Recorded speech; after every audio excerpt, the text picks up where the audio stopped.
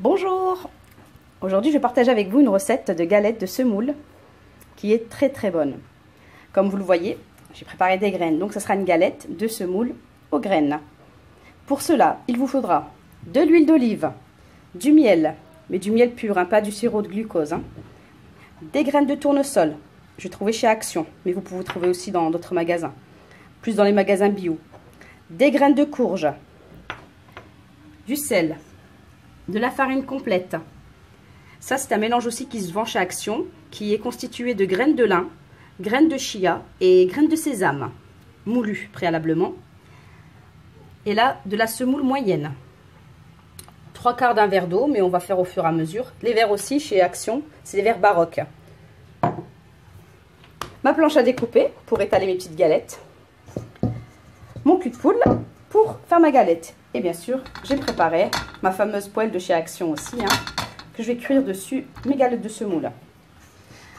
Donc pour la préparation, là j'ai mis une cuillère à soupe et demie de graines de tournesol, une cuillère à soupe et demie de graines de courge, une petite cuillère à café de sel.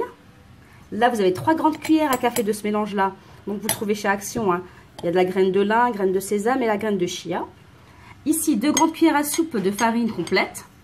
Là, j'ai mis 7 grandes cuillères à soupe, ma mesure c'est celle-ci, 7 grandes cuillères à soupe de semoule moyenne. Du miel, ce sera en fonction, hein.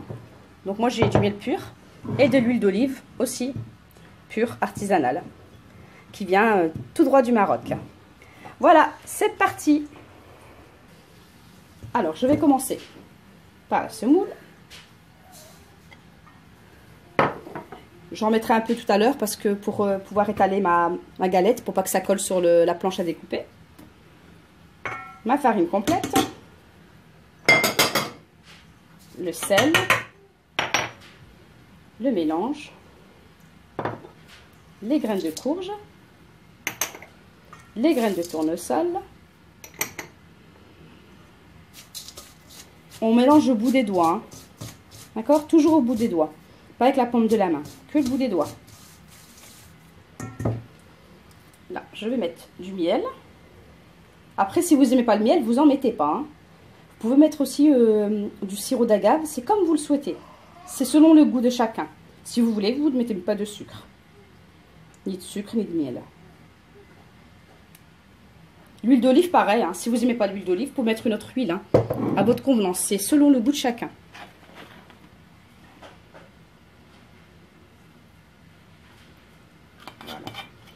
Donc là, je vais mélanger ça pour le commencement. Je mélange ça, voilà, toujours au bout des doigts. Hein.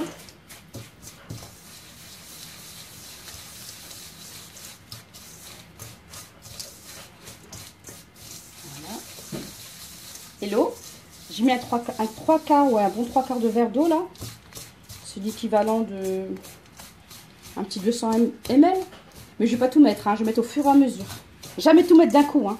Toujours mettre au fur et à mesure pour ramasser la pâte. Voilà, vous voyez ce que j'obtiens? Ça s'est bien imbibé. Voilà. Ça sent bon l'huile d'olive. Vous mettez de l'huile de noisette, de l'huile de tournesol, de l'huile d'amande. Vous mettez l'huile que vous voulez. Mais l'huile d'olive, elle est reconnue très très bonne pour la santé. Donc cette galette de semoule, comme là il est 20 h, je vais la faire pour ce soir. Je vais la manger avec un bon verre de thé. Vous pouvez la faire pour le petit déjeuner, pour le goûter, à l'heure que vous voulez.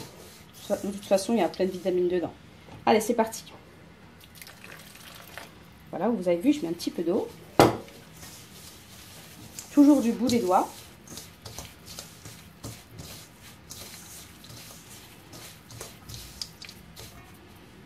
Je rajoute un petit peu d'eau.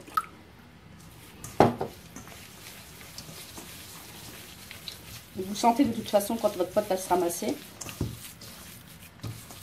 Voilà. Donc vous avez vu, là je puis rajouter d'eau. Donc tout compte fait, j'ai vraiment mis la moitié du verre que j'avais mis. Regardez. Là, je vais laisser un petit peu, 2 minutes, que la semoule absorbe tout le mélange, ainsi que l'eau. Vous voyez comment ça doit faire? Voilà, je vais laisser à peine 2 minutes et après je vais commencer à étaler et à faire cuire. En attendant, je vais mettre ma poêle à chauffer. A tout de suite. Au bout de 2 minutes, voilà, je préparais un peu de semoule, ma spatule pour retourner mes galettes. Donc, sur ma planche à découper, c'est une planche à découper simple, hein. On met de la semoule pour pas que la pâte colle, sinon ça va coller sur la planche à découper, ou n'importe quelle autre planche. Voilà, je prends un peu.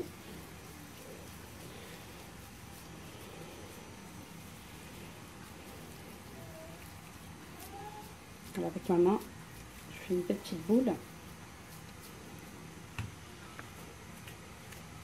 Après, vous pouvez faire à l'emporte-pièce, hein. C'est comme vous le souhaitez. Celle-ci, je la fais normalement. Après, je vais vous montrer avec un emporte-pièce rond ou carré, comme vous le souhaitez. Voilà. Il faut que en hauteur, il y ait un petit centimètre. Parce que si vous faites trop haut, elle va pas bien cuire la pâte, elle va rester crue à l'intérieur. Tandis que là, vous mettez un bon 1 cm de hauteur, c'est suffisant. Voilà. C'est parti pour la cuisson.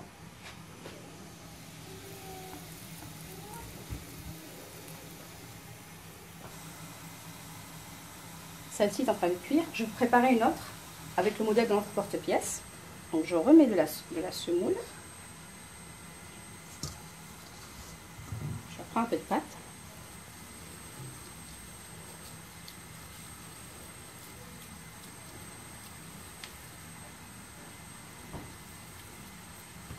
Je vais l'étaler.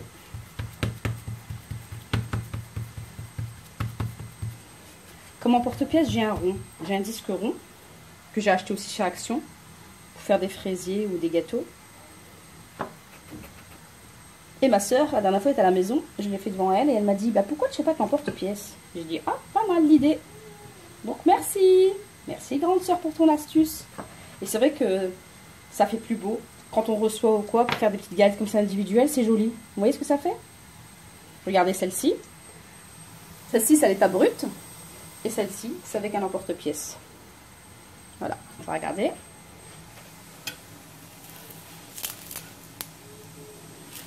Attention, pas vous brûler, hein.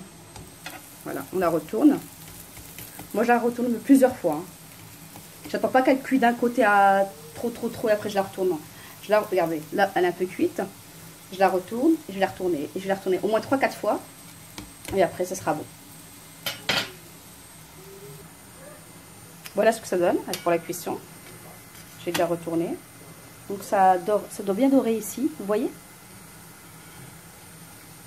On voit bien les graines et tout ça. Plein de vitamines. Voilà, avec l'emporte-pièce, les galettes qui restent. Il me reste un petit bout, je l'ai mis comme ça aussi. Donc ça vous fait...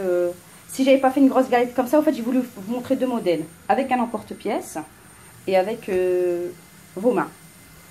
Donc ça vous ferait... dans celle-ci, il y en a 2 avec l'emporte-pièce. Ça fait 2, 3, 4, 5. Ça vous ferait 5 galettes avec les mesures que je vous ai données. Et 5,5, une petite galette. Voilà, retournez. Hop. Vous voyez comment ça a cuit? Là, c'est la 4e fois que je la retourne. Allez, hop. Elle est cuite. Je la dispose là. Et là, c'est parti. Comme ça, je pourrais mettre plusieurs galettes.